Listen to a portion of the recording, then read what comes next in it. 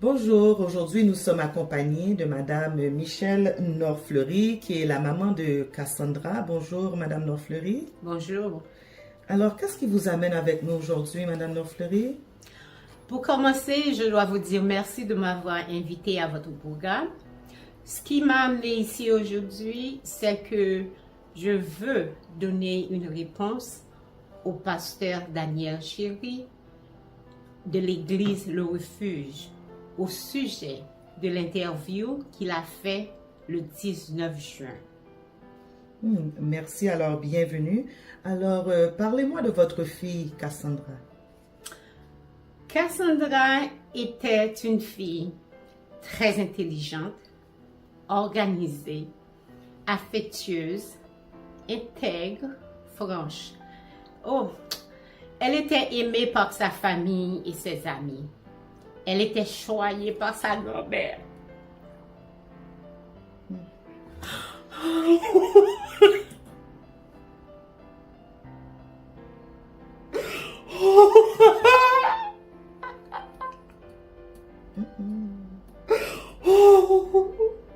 Ok, on va prendre une pause.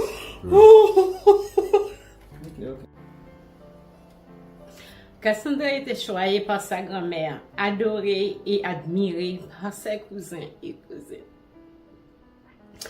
En grandissant, Cassandra était un enfant facile, ordonnée, respectueuse. Elle est devenue une belle femme, radieuse.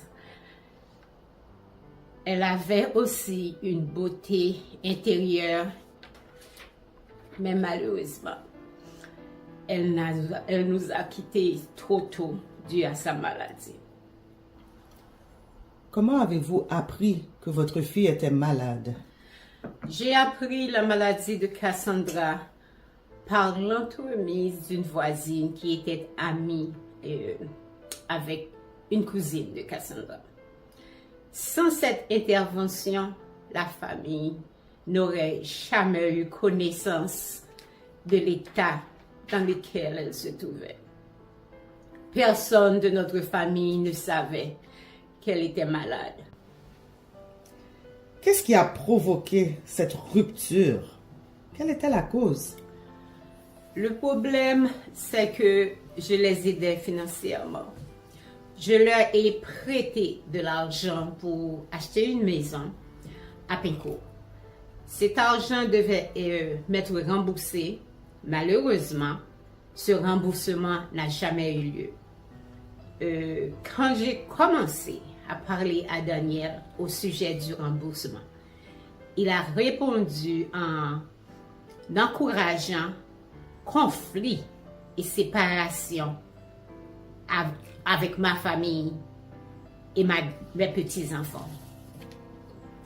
Le deuxième problème, c'est que Daniel s'est servi de l'héritage de ma petite fille, environ 200 000 $ que son père lui a laissé et après sa mort.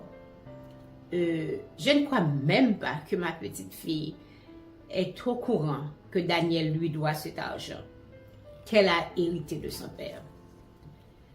Après son décès, Daniel ne voulait pas que je découvre cette transaction. Alors, il a tout fait pour renforcer l'écart entre Cassandra, moi et mes petits-enfants.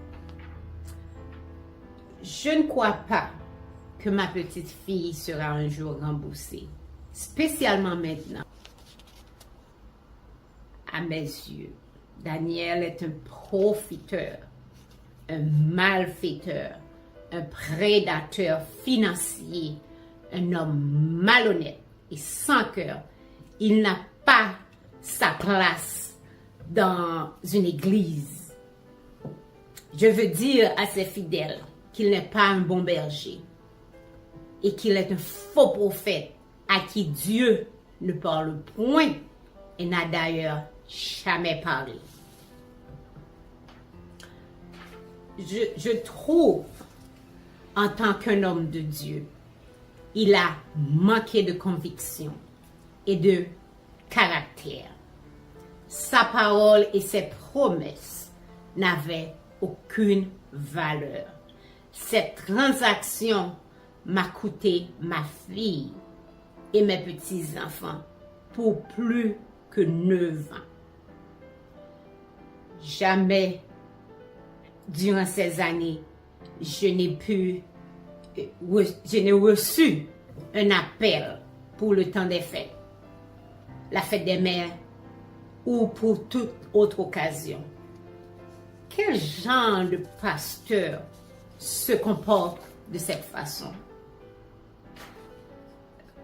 Pour tout vous dire, lorsque la voisine nous a signalé, j'ai envoyé des membres de ma famille chez Daniel pour aller voir qu'est-ce qui se passait. Parce que la voisine elle-même n'était pas vraiment sûre. C'est juste qu'elle voyait qu'il y avait une infirmière de soins palliatifs qui visitait souvent. Elle aussi avait remarqué qu'il y avait des ambulances devant la maison à plusieurs reprises. Suite aux visites familiales, j'ai reçu un appel de ma sœur. Ce n'était pas de bonnes nouvelles. Ma sœur m'a avoué qu'elle n'a pas reconnu sa nièce. Elle m'a prié de rentrer à Montréal d'urgence. J'ai pris le premier vol disponible. J'ai été directement de l'aéroport à chez Daniel. À mon arrivée, j'ai perdu connaissance en voyant ma fille. J'ai demandé à Daniel, pourquoi vous ne m'avez pas informé de la maladie de ma fille? Pasteur Daniel m'a répondu, j'attendais sa mort pour vous inviter à ses funérailles. Cette réponse m'a profondément attristée. Savoir que ma fille a souffert seule, sans l'appui de sa famille, me tourmente jusqu'à nos jours. J'aurais dû avoir pris plus de temps. J'aurais dû avoir plus de temps avec ma fille. J'ai appris les nouvelles de sa maladie 2 semaines avant sa mort. Elle nous a quittés le 13 janvier. Imaginez-vous ne pas avoir vu ou communiqué pendant les 9 dernières années avec votre fille parce que son mari l'a interdit toute communication. Ne pas avoir eu aucune interaction avec vos petits-enfants pendant 9 années parce que leur père leur a interdit aucune interaction avec leur grand-mère. Le fait de ne pas nous avoir avertis du diagnostic de Cassandra dès l'instant où il l'a découvert a laissé la famille dans une grave angoisse émotionnelle et mentale. Nous avons été privés de temps précieux qui aurait pu être consacré à la recherche de traitement pour Cassandra.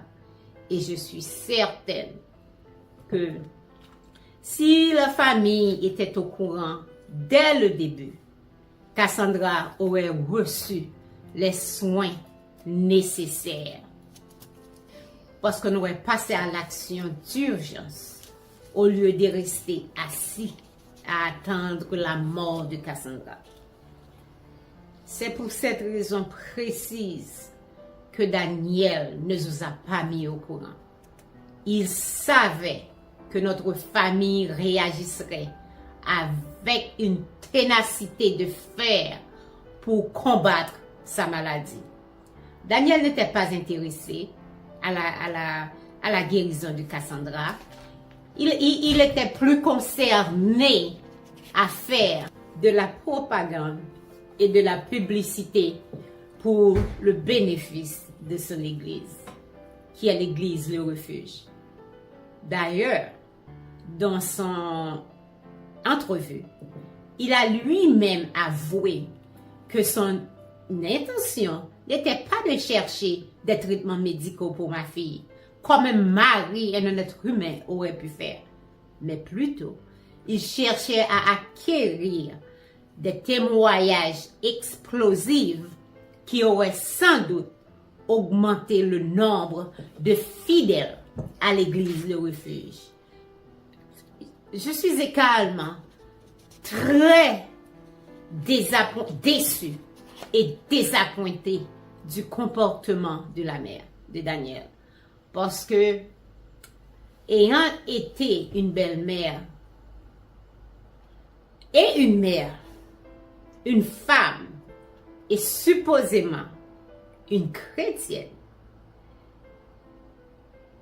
elle avait la responsabilité d'intervenir et de m'avertir de la maladie de ma fille.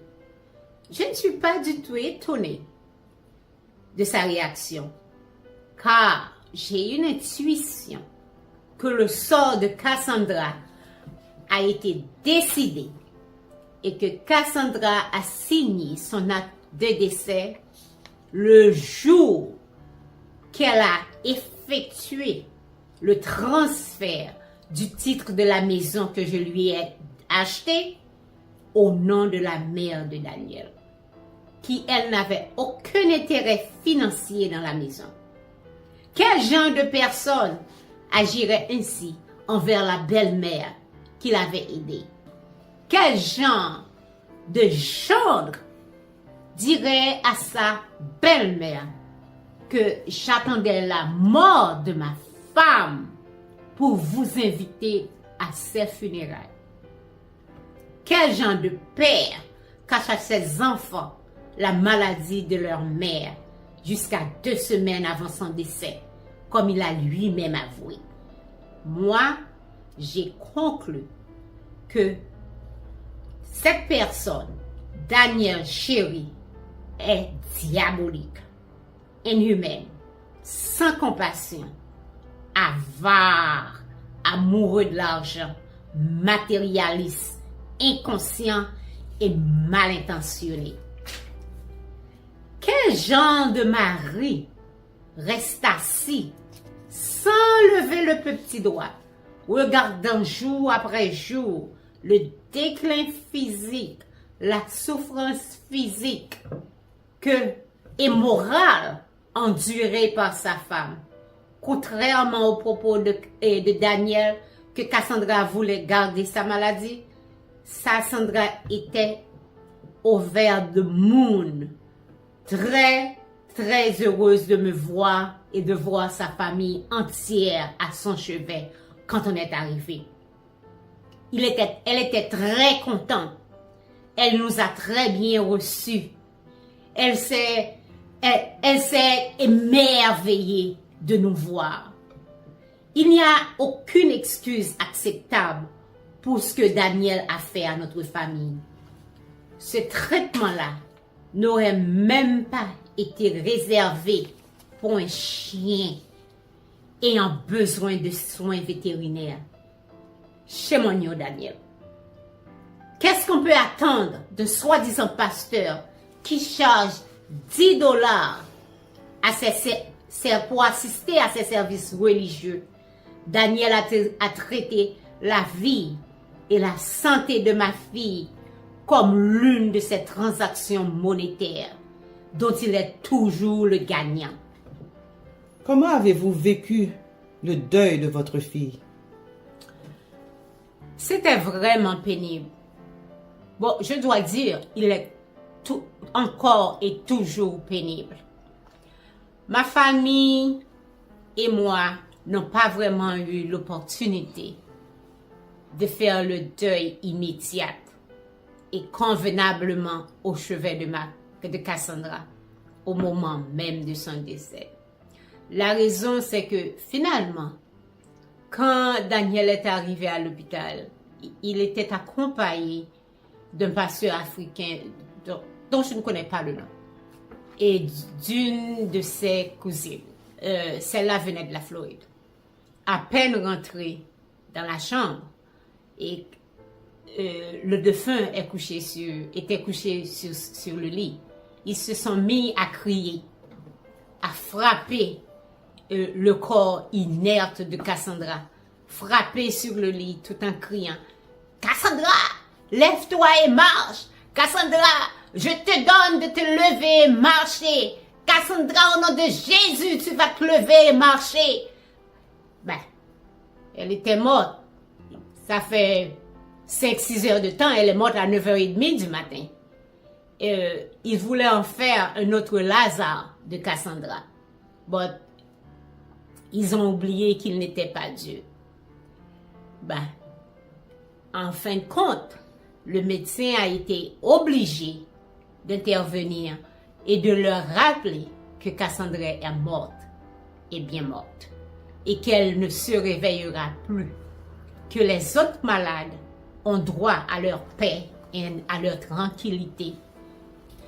C'est à ce moment-là qu'ils ont décidé d'arrêter de frapper le corps de Cassandra.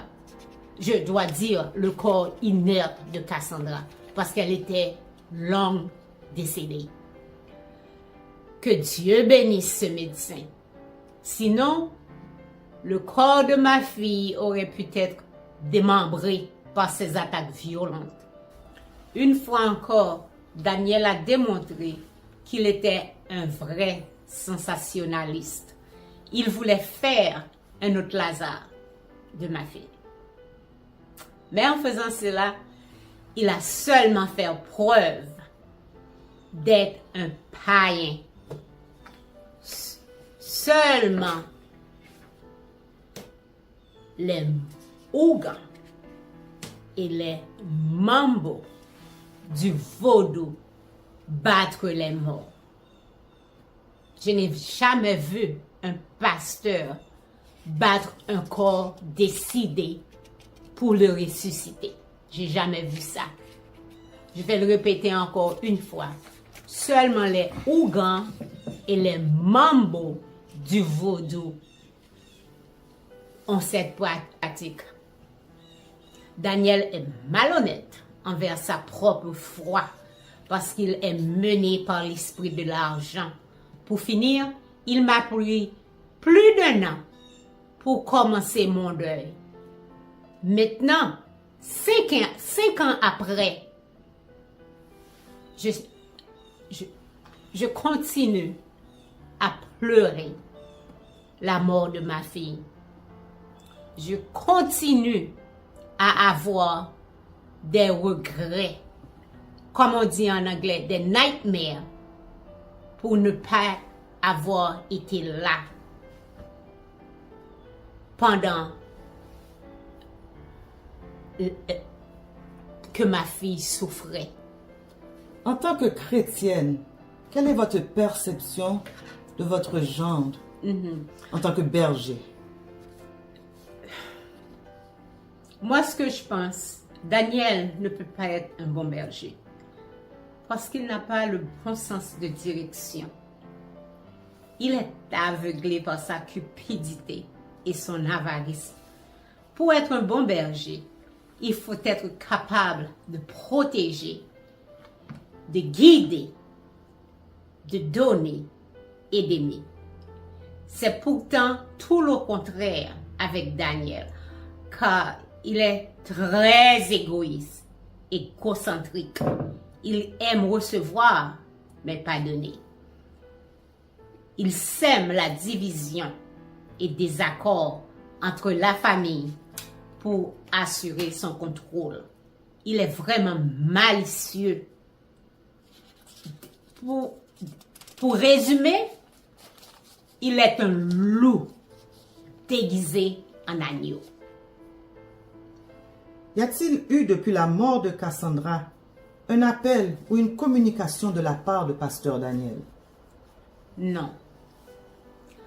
Après que j'ai demandé à Daniel de me rembourser l'argent que je lui ai prêté pour financer la maison où lui, sa mère et sa tante habitent maintenant, il a coupé tous les liens de communication en me disant que si, je répète ces mots, si tu veux continuer à avoir accès à une relation avec tes petits-enfants, tu dois vouloir effacer cette dette.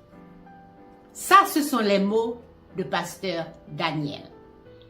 Il voulait me vendre ses petits-enfants.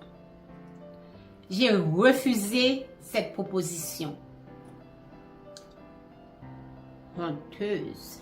C'était vraiment une proposition honteuse venant du père des enfants. Vous effacez ma dette et vous pouvez continuer à parler à vos petits-enfants.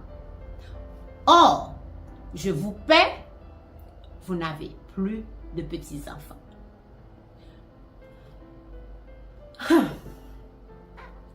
Daniel se servait de mes petits-enfants pour me faire du chantage. Moi, je n'adhérais pas à ça. 6 mois après le décès de ma fille, on s'est rencontrés pour une faible portion de sa dette. Et ça a été notre deuxième rencontre depuis le jour du décès de ma fille jusqu'à aujourd'hui. Je n'ai plus aucun appel de Daniel pour avoir de mes nouvelles ou pour s'excuser de ses horribles et inhumains comportements. Quant à mes petits-enfants, la dernière fois que je les ai vus, c'était aux funérailles de leur mère. Malgré, j'ai essayé plusieurs fois de les appeler, texter. J'ai essayé d'entrer en communication avec eux. Je n'ai jamais eu aucune réponse. Ce pasteur n'a pas le sens de la famille. Il n'a ni compassion, ni charité, ni sagesse, ni empathie, ni cœur, ni sensibilité. Ce pasteur a un cœur endurci, sans humanité et sans bonté. Comment vivez-vous cette période sombre et ténébreuse dans laquelle Daniel vous a mis relativement aux tortures psychologiques qu'il vous a infligées? En réalité, ce qui m'a torturé et qui me torture jusqu'à nos jours, c'est le fait de n'avoir pas été au courant de la maladie de ma fille. J'aurais pu intervenir dans la recherche de soins pour ma fille.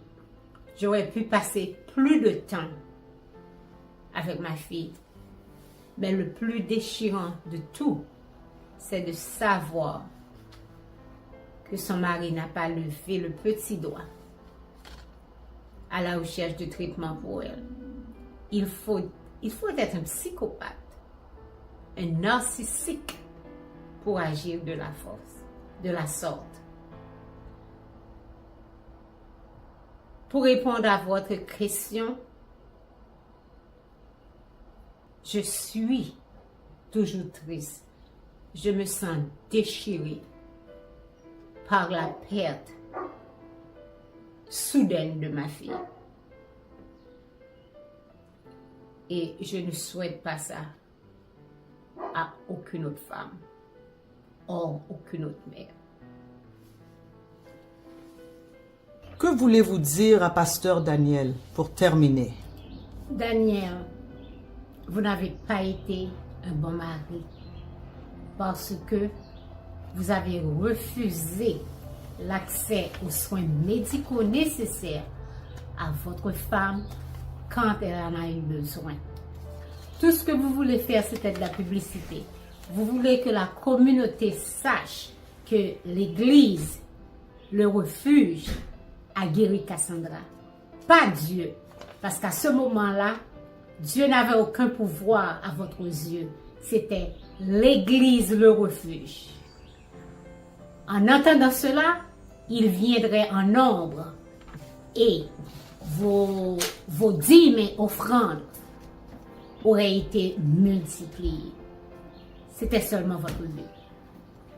Vous avez aussi refusé le support moral, l'amour dont elle avait besoin pour combattre cette maladie en lui refusant accès à sa famille. Je suis sûre qu'à cause de tout cela et de votre faute, de votre négligence et de votre cupidité, Cassandra est aujourd'hui morte. Vous avez ça sur votre conscience. C'est sûr que Cassandra n'était pas votre source de bonheur, mais elle a créé votre bonheur. Elle s'est elle-même sacrifiée pour votre bonheur. Je dois aussi vous rappeler, Daniel, que l'ingratitude n'est pas une vertu. La Bible même l'a dit. Je pense que vous avez une Bible, non? La Bible même l'a dit.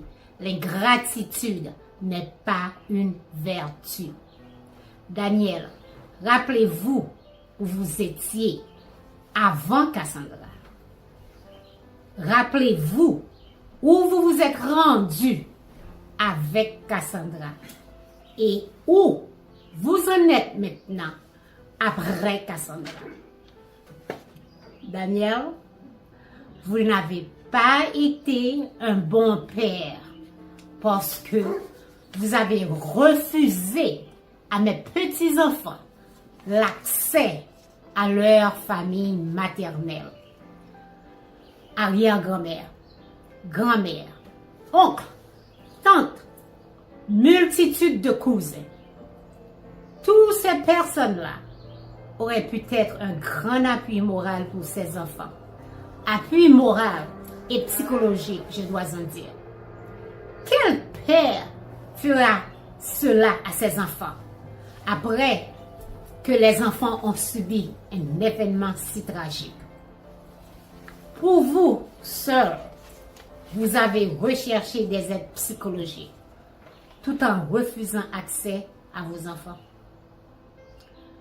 Je dois dire troisièmement, Daniel, pasteur Daniel, vous n'êtes pas un honnête citoyen parce que vous ne m'avez pas remboursé la totalité de la somme que je vous ai empruntée.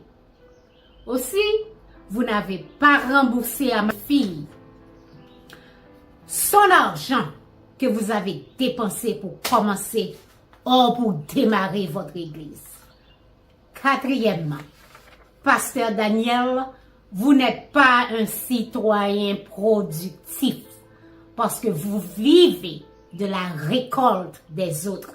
Vous avez efficacement appliqué votre théorie mathématique A, D, A, ce qui signifie l'argent des autres. Aussi, vous vivez du nom des autres, comme on dit au Québec, prête-nom, pour accomplir vos activités illégales et voler ce qui ne vous appartient pas. La preuve en est bien grande. Le building que vous avez acheté à Sainte-Thérèse est aujourd'hui enregistré sur le nom d'un de vos amis, comme me l'a dit sa mère. Alors que vous avez voulu me faire croire que cet immeuble avait été vendu à perte. Une façon de ne pas me verser mes dividendes.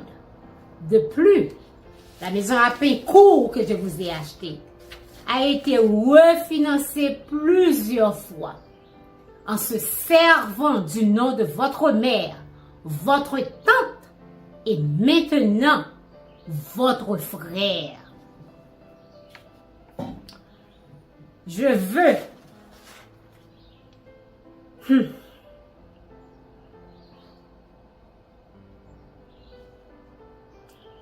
je vous laisse avec ces versets, Daniel. Matthieu 24, verset 11. Matthieu 7, verset 15. Philippiens 2, verset 21. Osée 10, verset 13.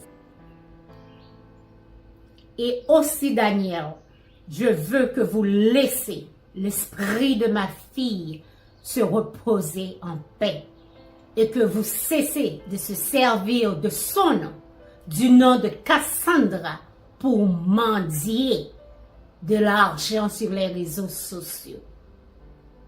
Dieu dit, gagnez votre pain à la sueur de ton front. Quel message voulez-vous envoyer à vos petits-enfants? Je veux qu'ils sachent que mes bras et ceux de la famille sont ouverts pour les accueillir. Les portes de nos maisons sont ouvertes. Nos cœurs sont ouverts pour les verser l'amour qu'ils méritent. Nos cœurs sont aussi prêts à les accueillir. Nos lignes téléphoniques sont ouvertes.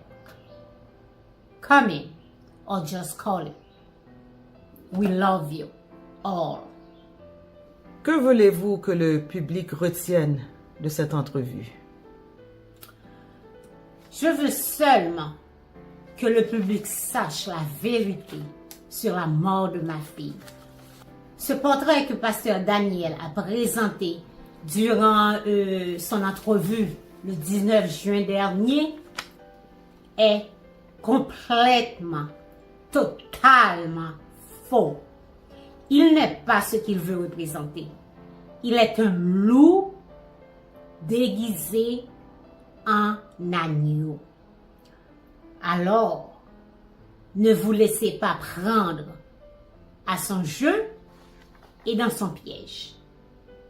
S'il vous plaît, Daniel, laissez-moi et ma famille vivre en paix. Vous êtes prêts à tourner la page. Nous ne sommes pas encore là.